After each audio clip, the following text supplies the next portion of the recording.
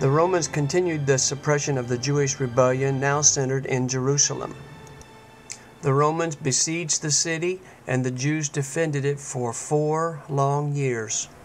At the western side of the city is the strong Tower of David, which overlooks the Jaffa Gate Square. After the Zealots purposely destroyed the food supply, there was a great famine within the city. Finally, in 70 AD, the weakened defenders could not resist the Romans, which resulted in a massacre of 20,000 Jews. The last defense was the Jewish temple complex. The Romans broke through and completely destroyed the beautiful temple that Herod had constructed. The Romans burnt and leveled nearly every building within the city. Jesus had predicted 40 years previous that not one stone would be left upon another within the temple area.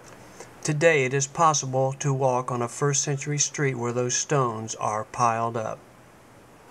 The Romans continued the suppression of the Jewish rebellion at the Dead Sea fortress of Masada. A cable car will lift you to sea level, overlooking the Dead Sea 1,300 feet below. The 960 men, women, and children Jewish defenders on Masada had plenty of food and water to last a long siege. They had the luxury of Herod's palaces and breathtaking views. But time and determination were on the Roman side. The Romans had an army of 10,000 men and a slave workforce of 5,000 Jews. And the Romans were determined to stamp out this symbol of Jewish resistance. The Jewish defenders would not fight against the Jewish slaves forced to construct a huge siege ramp. Finally, the Romans were poised to break into the impregnable fortress. To prevent a merciless death or become slaves to the Romans, every man, woman, and child committed suicide before the final assault.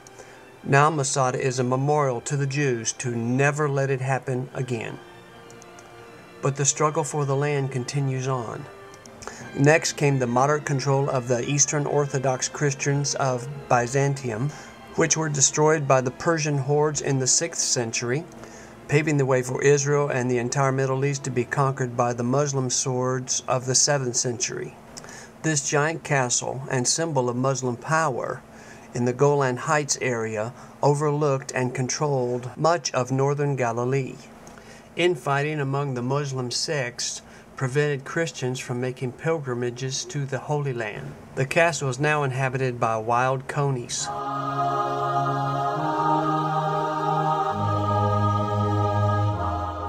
Nearly 1,100 years after Jesus, the Crusaders of Western Europe came and established a foothold in the Holy Land. Their good intentions were to open Israel to Christian pilgrimages, but the result was much destruction and slaughter throughout Israel and the Middle East. For 200 years, they did thwart Muslim aggression and domination, but brought their own form of oppression, unfortunately, in the name of Christ. The city of Akko became Crusader Israel's maritime port. There was a huge building boom in Israel due to the interest and giving of kings and common people throughout Europe. High on a mountain overlooking the Jordan Valley, the Hospitallers built a giant castle that rivaled the Muslim castle of Nimrod. Belvoir Castle, meaning beautiful view, was never conquered by the Muslims. The Crusaders constructed 15 or more such castles throughout Israel and nearly 100 throughout the Middle East. In 1187, the Muslims attacked Tiberias, situated by the Sea of Galilee. Today, Tiberias is a starting point for touring northern Israel. Day trips from here make your stay fun and easygoing.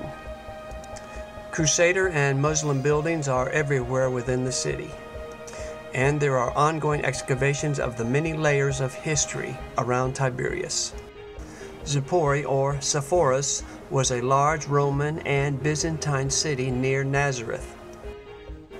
Zippori is internationally known for its beautiful mosaics.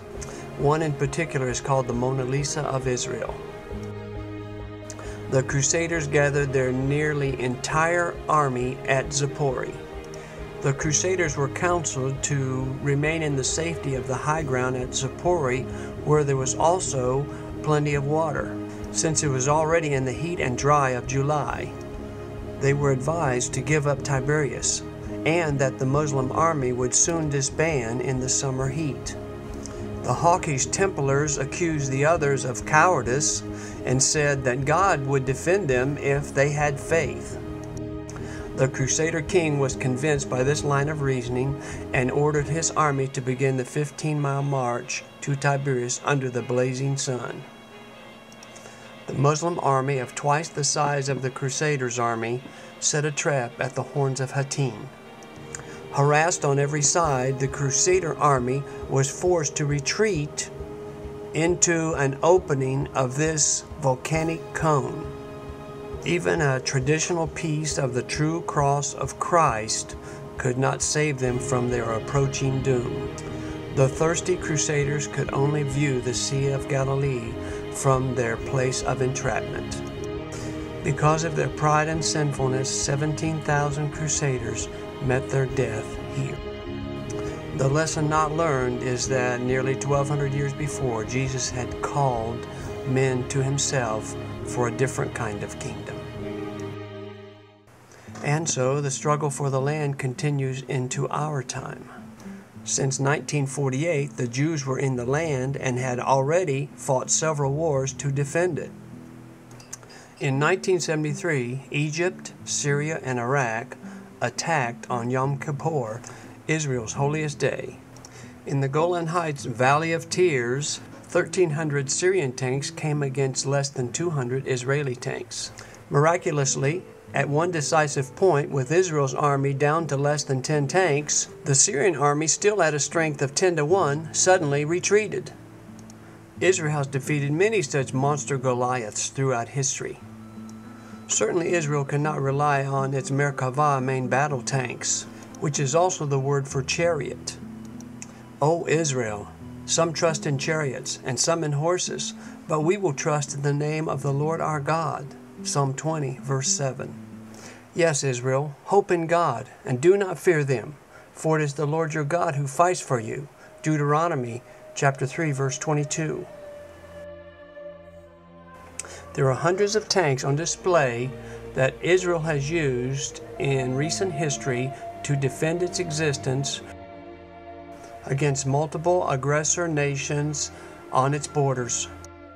These fighting machines are displayed at the Lateran Armored Corps Museum, east of Jerusalem.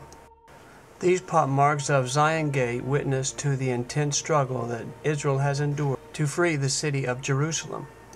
No one should object to Israel's right to arm and train its young men and women to defend itself against those who hate them. We found them to always be friendly with the friendly, and ever vigilant to first pursue peace. So may we continue to pray for the peace of Israel.